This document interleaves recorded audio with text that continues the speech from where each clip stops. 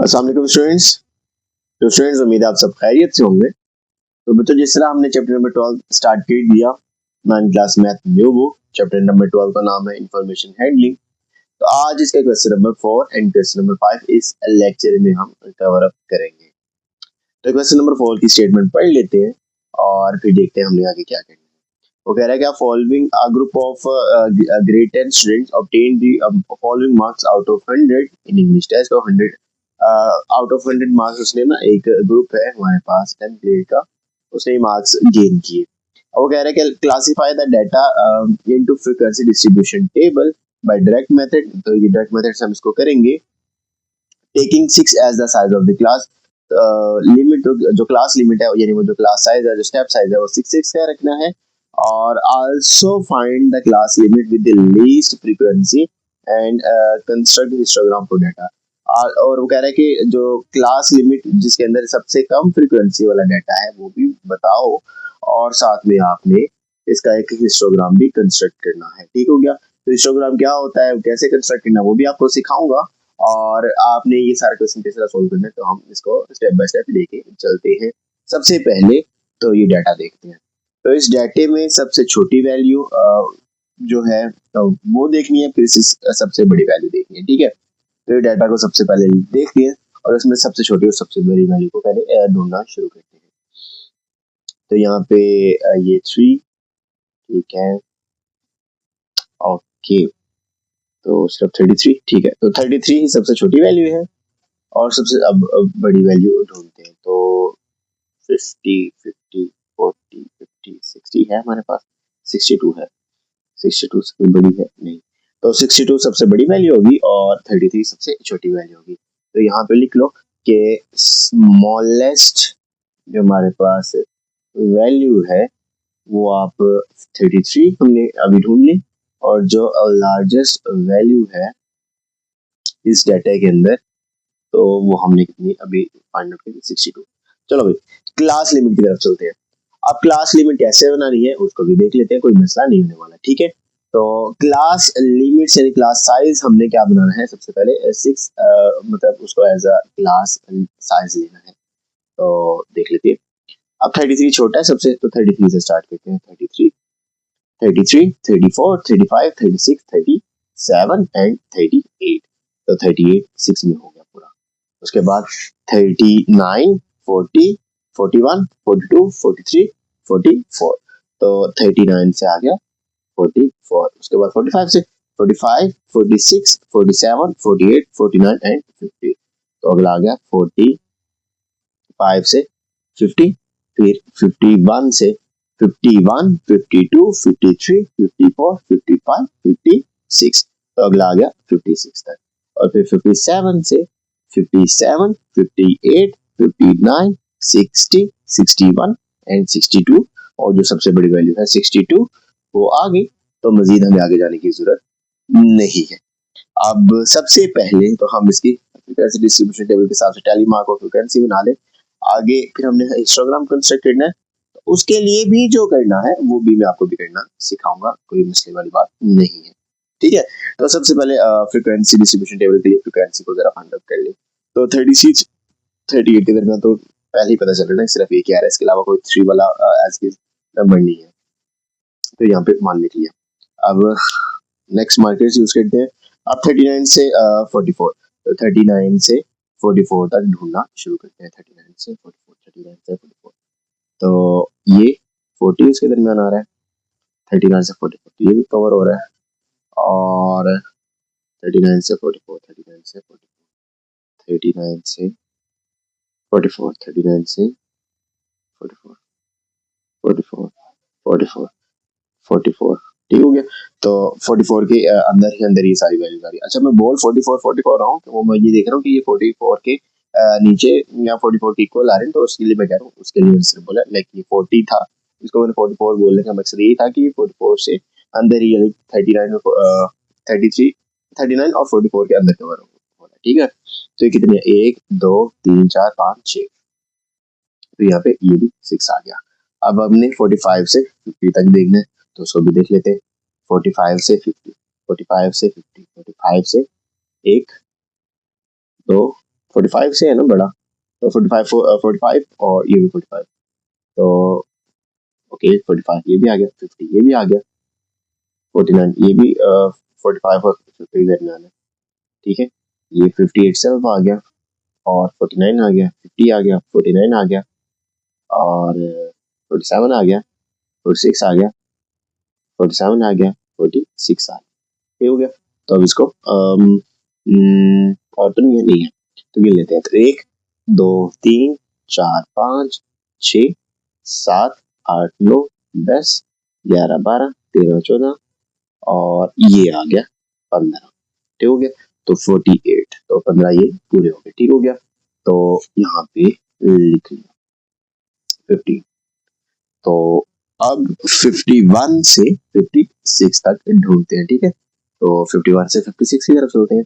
तो 51 से 56, 51 से 56, 51 से 56, तो 52 आ रहा है उसमें, 55 आ रहा है, 52 आ रहा है और 53 आ रहा है, ठीक हो गया ना।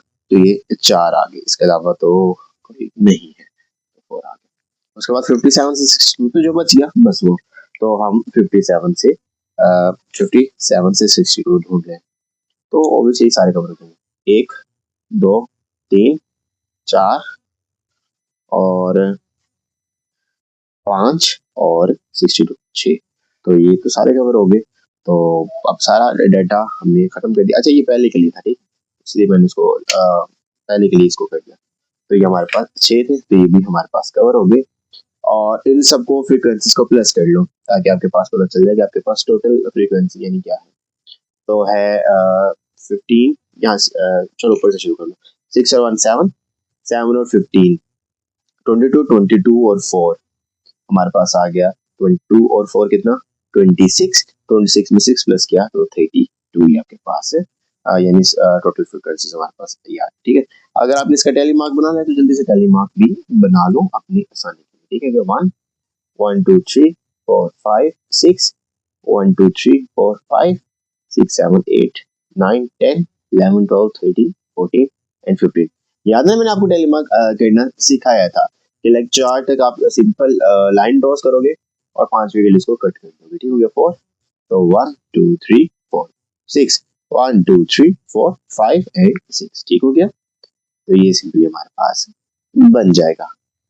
अब जो मेन काम है, सबसे पहले तो यहाँ पे चलो ये वाली बात भी कर लेते हैं। Answer find the class limit with least frequency. So the class limit with least frequency is, तो सबसे कम फ्रीक्वेंसी जो साथ क्लास लिमिट कौन सी है, 33 से 38। लो भाई ये काम हो गया यहाँ तक। अब आगे कंस्ट्रक्ट करना है हिस्टोग्राम। तो हिस्टोग्राम बनाने के लिए मैंने इसको स्टार्टिंग थोड़ी सी दी हुई है, आपके साथ ही लेके चलूंगा। तो हिस्टोग्राम बनाने के लिए ना आपको क्लास बाउंड्रीज और फ्रीक्वेंसी चाहिए। फ्रीक्वेंसी तो आपने यहाँ पे फाइंड आउट कर ली, अब आपको चाहिए क्लास बाउंड्रीज। क्लास बाउंड्रीज क्या होती है, तो अब वो सीखने लगे। लाइक एक जो नई चीज है यहाँ पे क्लास बाउंड्री सीखना है। वैसे तो आपने 7 और 8 में भी क्लास बाउंड्रीज बनाना सीखा होगा, लेकिन यहाँ पे दोबारा से रिवीन कर लेते हैं। अब सिंपली क्लास फ्रीक्वेंसी बाउंड्रीज क्या होती है, वो होता है कि ये जो पहले वाली लोअर लिमिट होती है इसमें से 0.5 कम कर देते हो, और जो आपकी अगली फ्रीक्वेंसी होती है यानी जो अगली लिमिट होती है अपर लिमिट, इसमें 0.5 ज्यादा कर देते हो। इसमें 0.5 कम, 0.5 ज्यादा, 0.5 कम, 0.5 ज्यादा, 0.5 कम, 0.5 ज्यादा, 0.5 कम और 0.5 ज्यादा करके आपके पास जो नई वैल्यूज बनेंगे वो क्लास बाउंड्री रहेंगी, ठीक हो गया।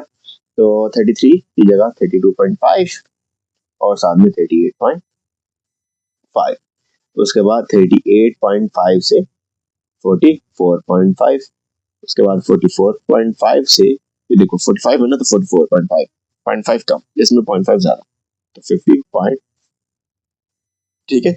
अब उसके 50 यहाँ पे 51, 50.5, 0.5 कम ना, और 56.5 तो 0.5 ज्यादा। द लास्ट वन 56.5 और यहाँ पे 62.5 करके आपका जो बन जाएगा इस तरह, क्लास बाउंड्रीज का डाटा बन जाएगा।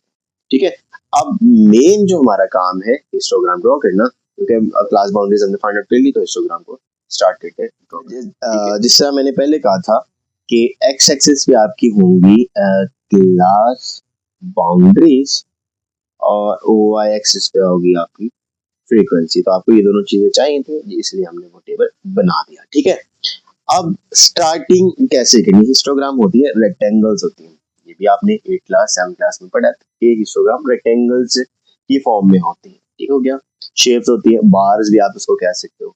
ठीक है, तो अब इसको बनाना किस तरह है वो हमारा मेन कंसर्न।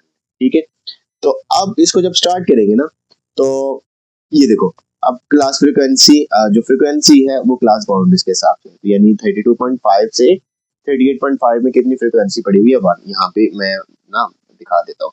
ठीक हो गया, देखो 32.5 से 38.5 पे 1 पड़ी हुई। देखो मैंने इसको स्टार्टिंग इनिशियल मैंने दे भी दी, लाइक ये 3 है तो 3 से पीछे 2 से पीछे 1, तो 1 पे मैंने 32.5 से 38 के दरमियान ये बना दी। ठीक है, तो इस तरह मैं ना 38.5 से 44.5 के दरमियान एक बनाऊंगा, जो कि 6 की होगी। फिर 44.5 से 50.5 के दरमियान बनाऊंगा, जो कि 15 होगी। फिर 50.5 से 56 के बनाऊंगा, जो कि 4 होगी। फिर 56.5 से 62 पॉइंट के दरमियान बनाऊंगा, लाइक इन दोनों के दरमियान बनाऊंगा, तो वो 6 होगी। ठीक हो गया, तो बस आपने ये रेक्टेंगल्स ड्रॉ करनी है। कोशिश नहीं करना ही ऐसा है कि इन रेक्टेंगल्स को आपस में जोड़ के बनाना है, क्योंकि बाउंड्रीज हैं, बाउंड्रीज आपस में जुड़ी हुई है, तो इनकी बाउंड्रीज आपस में जुड़नी चाहिए। ठीक हो गया, तो आप इसको देख लेते हैं और फिर देखते हैं हमारे पास क्या आता है। ठीक है, यहाँ पे आपने इसको अच्छे से देख लिया ना। बस अब मैं बोलूंगा और यहाँ पे मैं वो ड्रॉ करता जाऊंगा। पहले मैं पेंसिल से जरा निशान लगा लूं, फिर ना हम अपनी आसानी के लिए ना हम उसको मार्कर से कर लेंगे। तो ये देखो 32.5 से 38.5, अब मैं बोल रहा हूँ, आप बस आपने वो देख लेना, आप उसको देखे चलना। तो देखो 32.5 से 38.5 पे मैंने जैसे पहले आपको बताया कि वो 1 थी वहां पे। ठीक है, यहाँ पे चलो अगर आप कहते हो ना, मैं आसानी के लिए आपके लिए लिख देता हूँ। तो यहाँ पे आ गया 38.5 से 44.5 के दरमियान है 6, और 44.5 से 50.5 के दरमियान है आपकी 15। उसके बाद 50.5 से 56.5 के दरमियान है आपकी 4, और 56.5 से 62.5 के दरमियान है 6। ठीक है, तो ये मैंने आपको यहाँ पे भी एक कर दिया। ठीक है, अच्छा, अब जो मेन कंसर्न है उनको जरा स्टार्ट करते हैं। तो यहाँ पे 38.5 से 44, क्योंकि पहले तो बन गई ना, अब 38.5 से 44.5, तो 38.5 से 44.5 के दरमियान है 6। तो ये देखो 6 यहाँ पे करके ये है, तो ये कुछ ऐसे करके यहाँ पे बनेगी।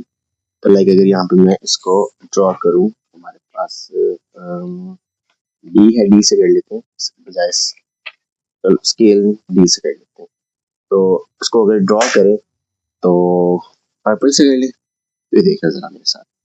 तो यहाँ पे इसको जब ड्रॉ करोगे ये आपका सिंपली बन जाएगा। ठीक हो गया, और ये 6 का हमारे पास बन गया।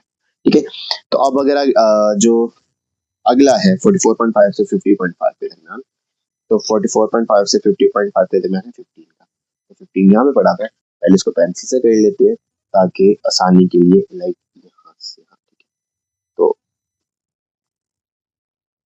यहाँ पे हमारे पास ये आ गया। ठीक हो गया, तो यहाँ पे लेके चलेंगे यहाँ से ही बाउंड्री से अटैच करके, और इसको भी यहाँ से, तो ये 15 तक हमारे पास तकरीबन बन जाएगा। ठीक है, थोड़ा सा शायद कम ज्यादा हो रहा हो, लाइक पेज की शायद टिल्ट होने की वजह से, बट समझ लो ये 15 है। ठीक है, तो शायद थोड़ा सा ऊपर नीचे लग रहा है मुझे, या देख लेना अगर सही मत हो। अच्छा, उसके बाद 50.5 से 56.5 के दरमियान, 50.5 से 56.5 के दरमियान है 4, तो 50.5 और 56 पॉइंट के दरमियान है 4, तो 4 बिल्कुल 3 से थोड़ा सा ऊपर होगा, तो यहाँ से लेके यहाँ पे आ जाए। ठीक हो गया, तो 50.5 से 56.5 के दरमियान 4 आ गया। चलो इसे कर लेते हैं। तो यहाँ से ये पॉइंट आपके पास बनेगा, और ये आ गया। ठीक हो गया, अब उसके बाद 56.5 से 62.5 पे 56.5 से 62.5 पे 6 है, ठीक हो गया। तो 6 तो यहाँ पे ही बना हुआ है, लाइक चलो मैं इसको पेंसिल से ही लिख देता हूँ ताकि नीटनेस रहे काम में थोड़ी सी। तो यहाँ से शुरू करके तो ये जाएगा यहाँ, ठीक है। तो इसको पेंसिल से करें ना, तो पेंसिल से आपको जिस तरह भी अपने इजी हो आप उस तरह इसको लेके चल जाना। मैं अपने तरीके से बना रहा हूँ, आप अगर ये तरीका फॉलो करोगे तो आपके लिए तो ऑब्वियसली आसानी होगी, क्योंकि यहाँ पे गलती की गुंजाइश कम हो जाएगी, ठीक है। तो यहाँ पे हमारे पास, अच्छा पहले वाले को भी कर ही देते हैं, क्योंकि अगर बाकी और किया है तो पहले वाले को भी कर देते हैं, ठीक होगी। तो हमारे पास क्लास बाउंड्रीज पे हिस्टोग्राम बन जाएगा, ठीक है। तो ये आपके पास सिंपली हिस्टोग्राम बन गया। अब आप क्या करना, बाद में इसको इरेजर कर देना, लाइक पहले पेंसिल से कोशिश करना बनाना ताकि गलती वगैरह ना हो, और बाद में जब आपकी फाइनल चीजें हो जाए आप उसको सिंपली इरेज कर देना, और आपका हिस्टोग्राम जिसमें फ्रीक्वेंसी वाई एक्सिस पे और क्लास बाउंड्रीज एक्स एक्सिस पे आ जाएंगी तो आपका बन जाएगा, ठीक है। अब क्वेश्चन नंबर 5 की तरफ चलते हैं। हमारे पास क्वेश्चन नंबर 5 है, तो वो क्या कह रहा है, वो कह रहा है from the table given below. तो ये टेबल दिया हुआ था दोस्तों ना, मैंने यहाँ पे ना सोल्यूशन में ड्रॉ कर दिया, ठीक है। तो अगर आप करना चाहो तो उसको भी बना दो, लेकिन मैंने ड्रॉ कर दिया क्योंकि मैंने कहा कि उसको बनाने के बाद जब ये चीजें करनी है तो मैं टेबल ड्रॉ कर ही देता हूँ, ठीक है। अब वो क्या कह रहा है कि आपने क्या बनाना है कि फ्रीक्वेंसी पॉलीगॉन ऑन हिस्टोग्राम बनाना है for a given frequency distribution. तो फ्रीक्वेंसी डिस्ट्रीब्यूशन जो आपको दिया हुआ है, लाइक वेट्स और फ्रीक्वेंसी दी हुई है, वो कह रहा है कि आपने ना हिस्टोग्राम के ऊपर पॉलीगॉन बनाना है। तो हिस्टोग्राम के ऊपर पॉलीगॉन कैसे बनेगा, पॉलीगॉन का तो हमने पढ़ा था पिछले लेक्चर्स में, पॉलीगॉन के लिए मिड पॉइंट चाहिए होते हैं, तो ऑब्वियसली पहले मिड पॉइंट निकालेंगे, उसके बाद फिर क्लास बाउंड्री निकालेंगे, क्योंकि हिस्टोग्राम तो तब बनेगा ना जब हमारे पास क्लास बाउंड्री होगी। तो इस बार पहले दो चीजें निकाल लेते हैं, और उसके बाद हम चलेंगे इसके मतलब यहाँ पे ग्राफ्स की तरफ, और इसको देख लेंगे कि हम हिस्टोग्राम के ऊपर पॉलीगॉन को किस तरह ड्रॉ कर सकते हैं। तो सबसे पहले अगर मिड पॉइंट की बात करूं, तो मिड पॉइंट क्या होता है कि लोअर लिमिट, अपर लिमिट या लोअर लिमिट जो मर्जी पहले लिख लो, क्योंकि एडिशन है तो commutative law of addition hold करता है, मतलब जगह की कोई मसला नहीं है, पहले जो मर्जी लिख लो। तो दोनों को प्लस करो, 2 पे डिवाइड करो, तो जो आपका आंसर आएगा वो आपका मिड पॉइंट आ जाएगा, ठीक हो गया। कि 10 में 14 प्लस किया और 2 पे डिवाइड किया, 12 आ गया। इसके अंदर इसके बाद 15 प्लस यहाँ पे आ गया 19 और डिवाइड बाय 2, ठीक हो गया। तो इसको जब आप डिवाइड करोगे तो सिंपल आपके पास 70 आंसर आ जाएगा, यानी 15 में 19 प्लस करो तो 10 और 10 20 25 25 और 34 आ गया, 34 को 2 पे डिवाइड किया तो 17 आ गया। उसके बाद 20 प्लस 24 और डिवाइड बाय 2, तो 44 को 2 पे डिवाइड किया 22। उसके बाद 25 प्लस 29 डिवाइड बाय 2, तो यहाँ पे सिंपली आपके पास आ जाएगा क्या, 25 में 20 में 20 प्लस किया 40, और 40 में 5 प्लस किया 45, 45 में 9 प्लस किया तो 54, 54 का हाफ किया तो 27 आ गया। उसके बाद 30 प्लस 34, ठीक हो गया। तो ये बनाना इसलिए जरूरी है क्योंकि आपको पता होना चाहिए ना कि आप करने क्या जा रहे हो। सिंपल ग्राफ बना दो, कोई मसला नहीं, ग्राफ बन जाएगा, आपको चीजें भी समझ आ जाएंगी। लेकिन आपके पास जो डाटा पड़ा होगा, डाटे को देख के बनाओगे तो गलती के जितने चांसेस आप पहले आपके थे उससे निस्बतन कम, और कम से मुराद के जीरो भी हो सकते हैं, अगर आप उसको देख के आसानी से मतलब आसानी से जब आपका बन जाएगा तो ऑटोमेटिकली आपके लिए चीजें आसानी हो जाएगी ना, तो आप उसको देख भी सकते हो। तो अच्छा 30 में 30 प्लस किया तो 60, 60 में 4 प्लस किया 64, 64 को 2 पे डिवाइड किया तो 32 आ गया, और 35 प्लस 39 ओवर 2, ये सिंपली आपके पास 37 इसका मिड पॉइंट आ जाएगा, ठीक है। अब इसकी क्लास बाउंड्री बनानी है। क्लास बाउंड्री तो आपके लिए बनाना मुश्किल ही नहीं है, पहले वाली लिमिट यानी जो लोअर लिमिट है उसमें से 0.5 कम, अगली वाली लिमिट 0.5 ज्यादा 0.5 कम 0.5 ज्यादा 0.5 कम 0.5 ज्यादा करते गिरते आपने तक लेके आना है, ठीक है।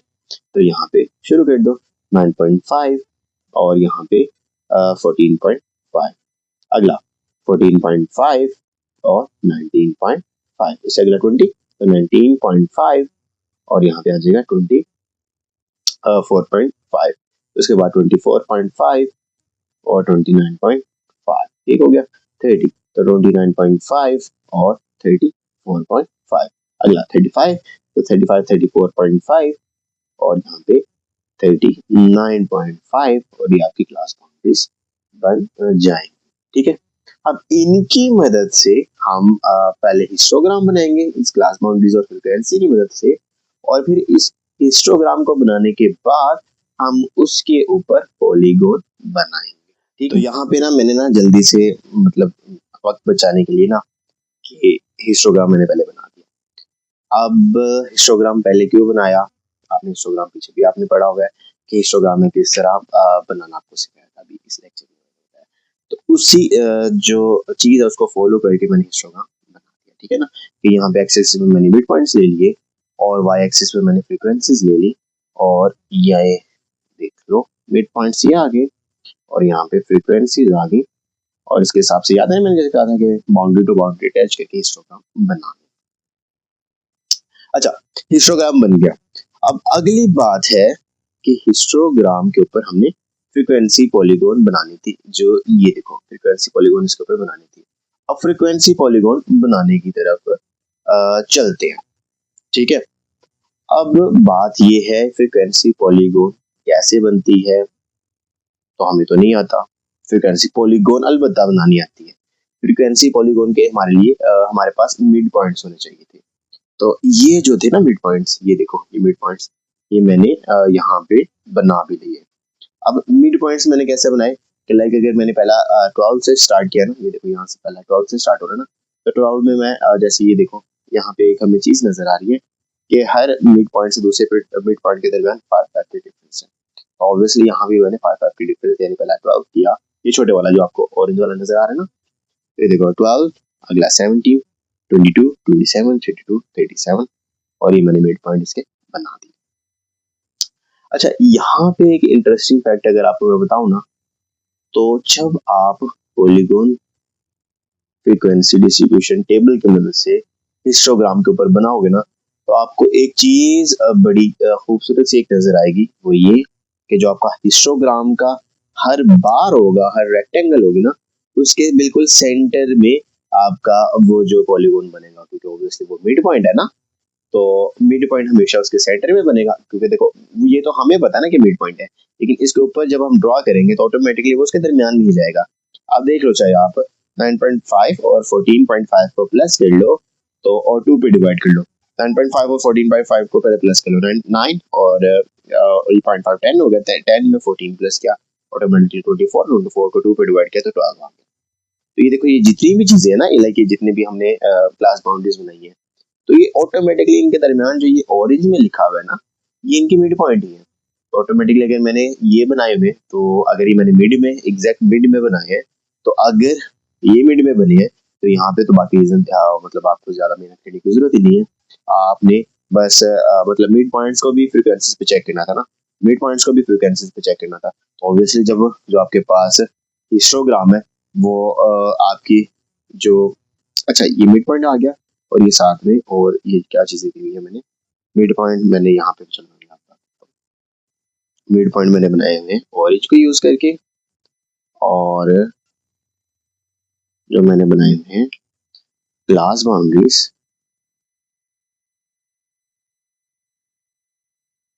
ठीक हो गया, क्लास बाउंड्रीज मैंने बनाई हुई है किसको यूज करके, ब्लैक को यूज करके। पहले ये क्लियर हो जाए चीजें, ठीक हो गया। अच्छा, अब मैं बात कर रहा था क्लास बाउंड्रीज जो बनी हुई है, तो जो क्लास बाउंड्रीज है तो उनका ही मिड क्या है, हमारे पास जो मिड पॉइंट्स है वो उनका ही मिड है। तो ऑटोमेटिकली जब पॉलीगॉन बनाऊंगा तो वो तो उसके मिड पे ही बननी थी ना, बाकी तो डाटा तो नहीं ना चेंज होना, लाइक ये डाटा ये डाटा ये डाटा ये जो बना हुआ ये तो एग्जैक्ट रहेगा।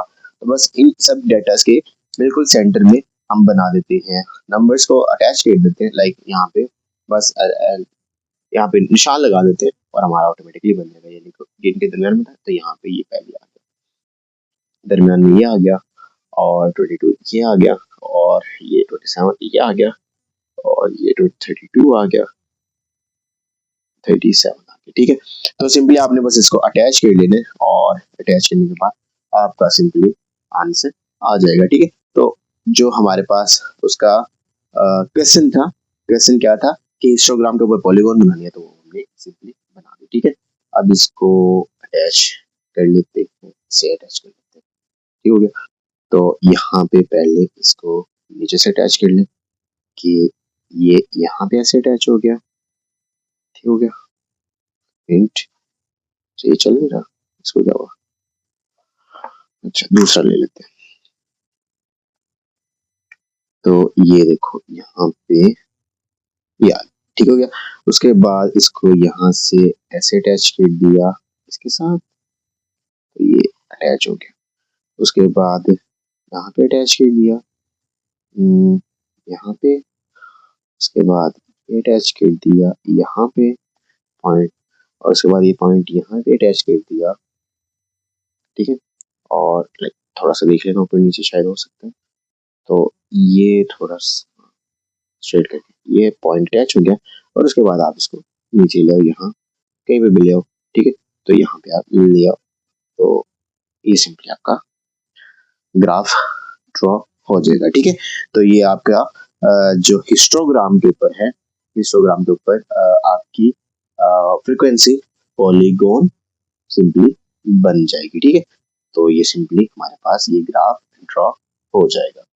तो कोई मुश्किल नहीं थी, बस आपको चीजें समझ आनी चाहिए जो मैंने आपको स्टार्टिंग में बताया कि mid point, polygon, frequency distribution table बनाने के लिए और क्लास बाउंड्री बनाने के लिए आपके पास मतलब हिस्टोग्राम बनाने के लिए क्लास बाउंड्रीज होनी चाहिए। और फिर आप तो बाकी चीजें आप इजीली आप तो मतलब इजीली सॉल्व कर लोगे। ठीक है, तो इसी के साथ आज के लेक्चर को यहीं पे मतलब खत्म करते हैं, वाइंड अप करते हैं। और अगले लेक्चर में इस एक्सरसाइज के जो रिमेनिंग क्वेश्चन है उसको कवर करके उससे अगले लेक्चर में हम नई एक्सरसाइज की तरफ चलें। ठीक है।